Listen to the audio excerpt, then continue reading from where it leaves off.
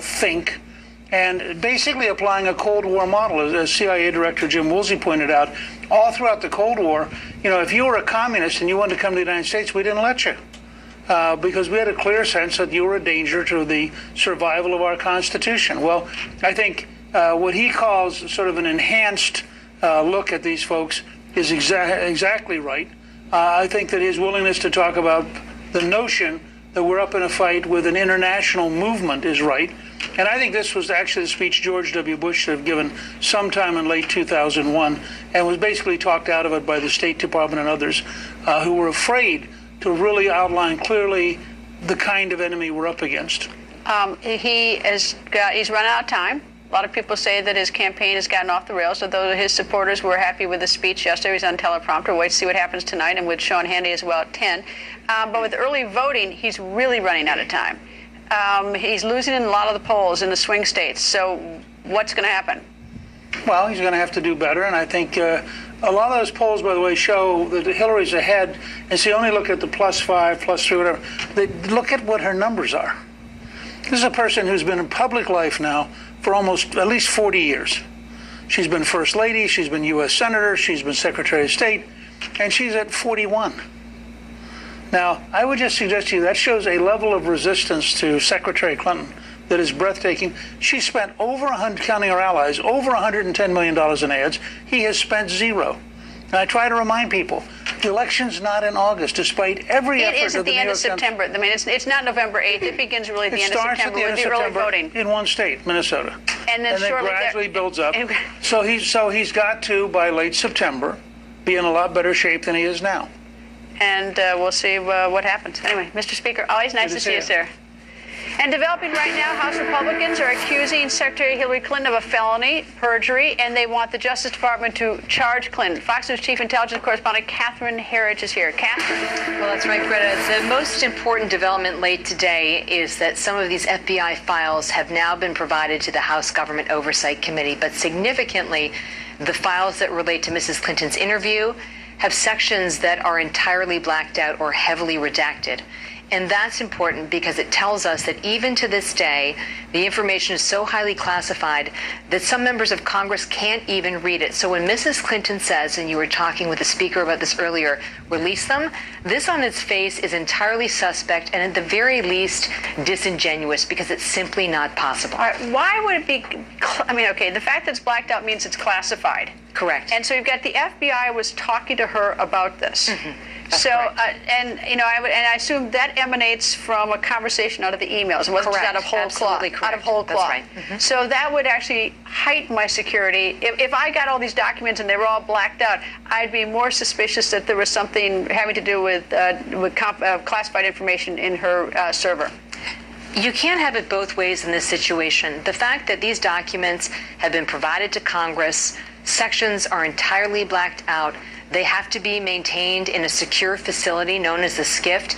This really undercuts the Clinton campaign's insistence to this day that the documents are overclassified and that this is about government systems run amok. That is, would you not agree that in this city a lot of stuff gets classified that really shouldn't? Well, I know from my own reporting that there was definitely intelligence about human sources in those emails. This is the kind of information that is among the government's most closely held secrets. And when you write about government sources or human sources in these types of emails, you really put lives on the line. And this is why, to this day, the material is blacked out. You can't have it both ways. One quick question. FBI rank and file, are they unhappy with Comey's comments about these emails? My understanding is that the feeling about the investigation was not unanimous, despite what the director said. Catherine, thank you. You're welcome. On the records, Griff Jenkins and Ted Williams caught up with Milwaukee County Sheriff David Clark. Sheriff Clark had just met with Donald Trump in the wake of the Milwaukee riots. Griff and Ted are live in Milwaukee. Griff? Greta, it was a meeting billed as an off-the-record private event with Donald Trump and law enforcement officials and veterans at the iconic War Memorial down overlooking Lake Michigan. But it turned out to be a private one-on-one meeting between Sheriff Clark and Donald Trump. We caught up with the sheriff afterwards. Here's what he had to say. Well, we stick to public safety issues. I've had numerous conversations with Mr. Trump, and they asked me to be involved with the campaign early on. They asked if I would be. I waited until and I said that, and they were very gracious about that. I said, I want to wait until this primary plays itself out, but whoever survives, I will be there for them, and I wanted to keep my word in doing that. He understands the importance of public safety. Those are the kind of conversations we've had. Just wanted to give him an idea of what it's like on ground level. That's where I'm at. I'm in the trenches. Okay, I'm at street level. I'm meeting and dealing with people who are looking for safer neighborhoods, safer schools on a daily basis. So I'm in touch with them. I know what their needs are, what their wants, their desires are, and it's a lot different to the 30,000-foot level sometimes that many of these people, not through any fault of their own, okay, but they're at the 30,000-foot level. He asked what happened. He asked, it's all, police-related shooting, but those are igniters, okay? So those don't cause riots. This thing's been hijacked, this police use of force for political purposes. But you take these, and you notice where most of these are, right? They're in these challenged ghettos, these high crime areas where you need more policing. People can't find meaningful work. The Milwaukee public school system is horrible, horrible.